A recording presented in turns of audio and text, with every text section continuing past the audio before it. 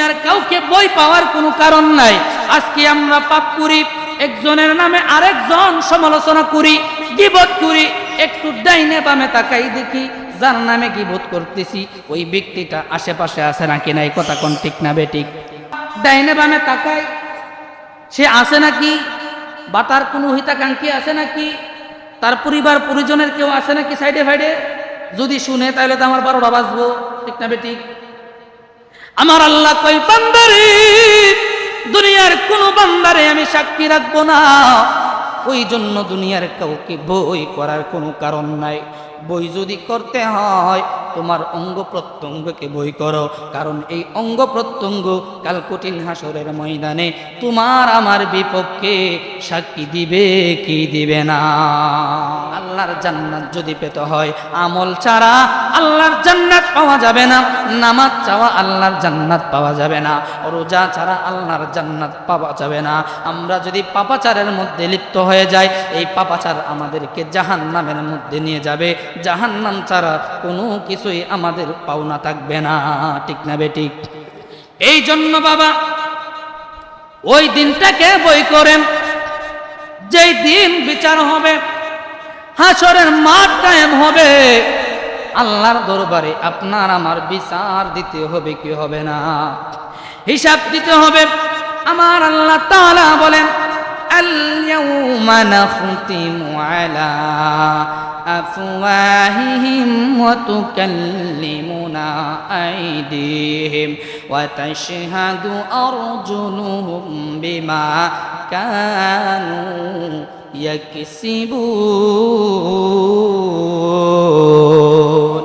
আমার আল্লাহ কই বান্দারারি ওই দিনটাকে বই করো, যেই দিনে তোমাদের হাসর নাসর কায়েম হয়ে যাবে, যেই দিনে তোমাদেরকে আমি আল্লাহর কাছে হিসাব নিকাশ দিতে হবে।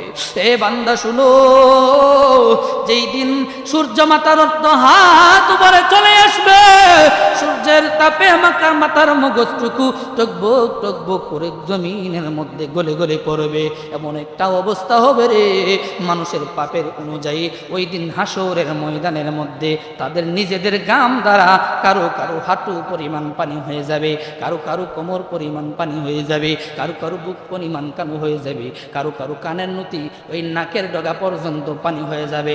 বন্ধুরে ওই কঠিন মুসিবতের দিনে কেউ কারো আপন হবে না, বাবা কারো আপন হবে না, বন্ধু বান্ধব আপন হবে না, মা আপন হবে না, স্ত্রী সন্তান সন্ততি আপন হবে না। ওই দিন কেউ কারো সহযোগী হবে না, কেউ কারো জন্য সাক্ষী দেবে না। দুনিয়ার মানুষেরা শুনো, দুনিয়ার জমিনে আমরা যদি বিচারের মধ্যে বসি, আমরা সাক্ষী রাখি কে রাখি না, কথা কন্যা রাখি না?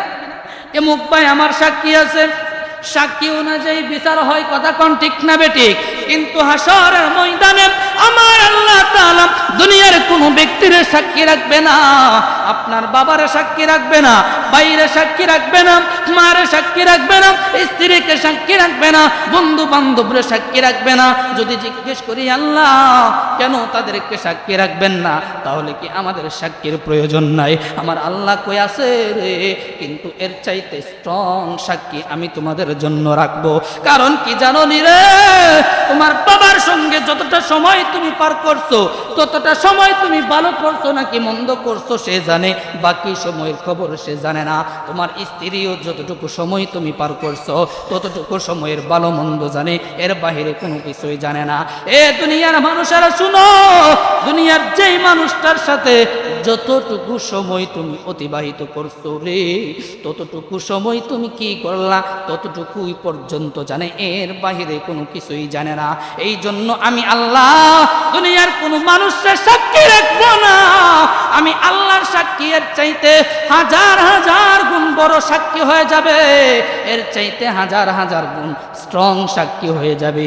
ওই সাক্ষীগুলা কি আমার আল্লাহ বলতেছে, ওই সাক্ষীগুলা হলো তোমার হাত, ওই সাক্ষীগুলা হলো তোমার পা, ওই হাত পা তোমার বিরুদ্ধে তোমার পক্ষে ওই দিন হাসরের ময়দানে সাক্ষী দিবে, হাসরের ময়দানে সাক্ষী দিবে।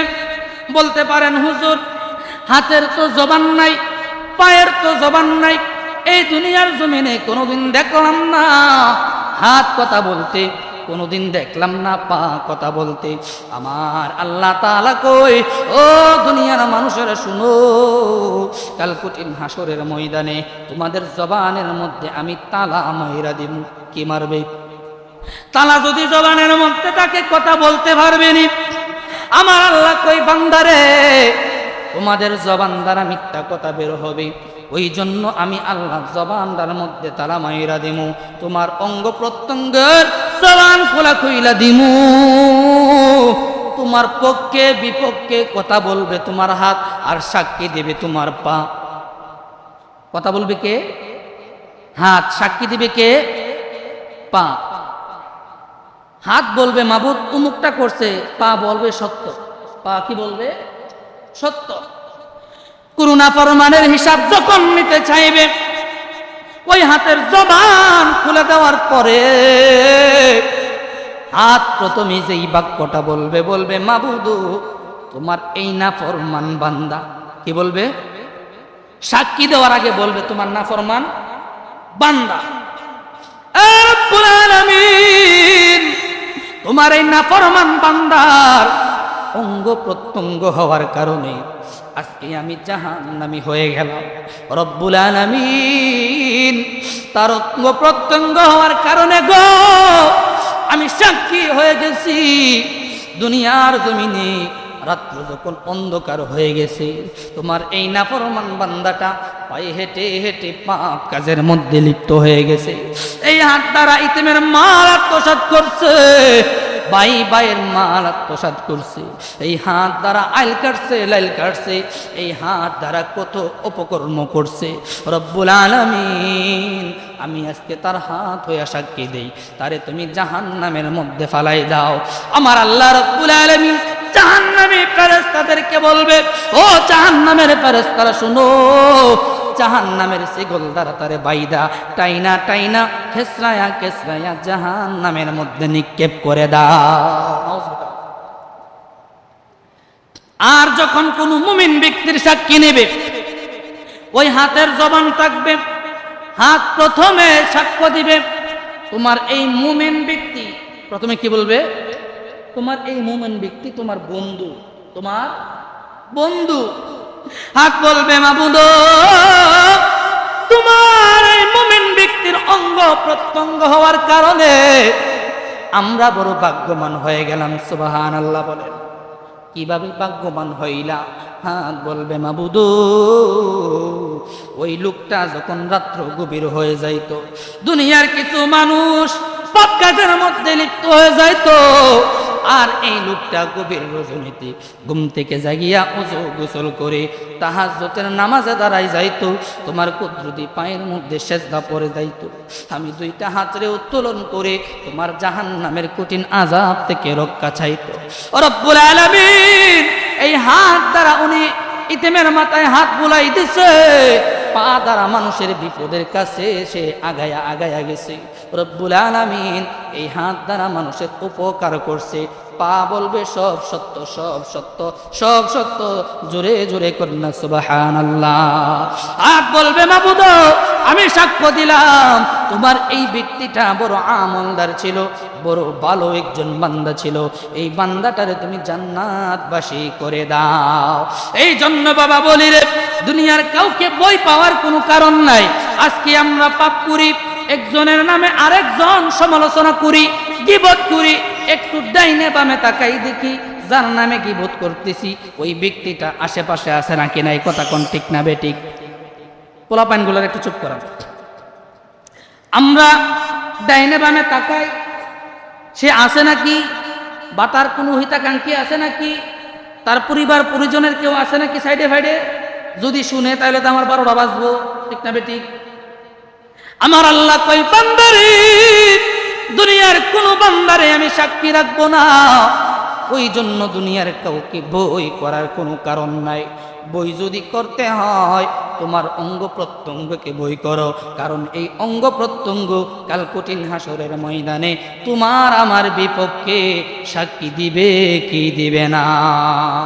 আমার মরণের কতদিন বাকি আমি জানিলাম না গো আল্লাহ মরণের কতদিন বাকি। খারাপ লাগতেছে আমার আব্বুজিরা, এই জন্য বলি আমার আল্লাহ বলেছেন দুইটা জাতির এরপর স্পেশাল করে বানাইছি। এই দুইটা জাতি হইল মানুষ আর জিন জাতি। তারা আমল করবে জান্নাতে যাবে, বেআমল করবে জাহান্নামে যাবে। আর বান্দা জিজ্ঞেস করে মাবুদ আমি শুনেছি নবীর হাদিসের মধ্যে আছে 18,000 মাখলুকাত বানাইছেন, আপনি বলেন কেন দুইটা জাতিরে আপনি স্পেশাল করে বানাইছেন? আমার আল্লাহ কই বাকি জাতিগুলারে তোমাদের কল্যাণের জন্য পাঠাইছি। এই জন্য বাবা সাবধান, যে যাই কিছু করি না কেন দুনিয়ার কেউ আপনার বিপক্ষে সাক্ষী দেবে না, আবার কেউ আপনার পক্ষেও সাক্ষী দেবে না। যারা সাক্ষী দিবে তারা আপনার আমার সঙ্গে সর্বক্ষণ থাকে, ঠিক না বেটি?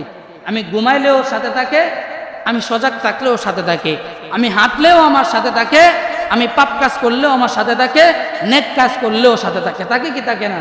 ওই জন্য সাবধান, দুনিয়ার কাউকে বই করার প্রয়োজন নেই।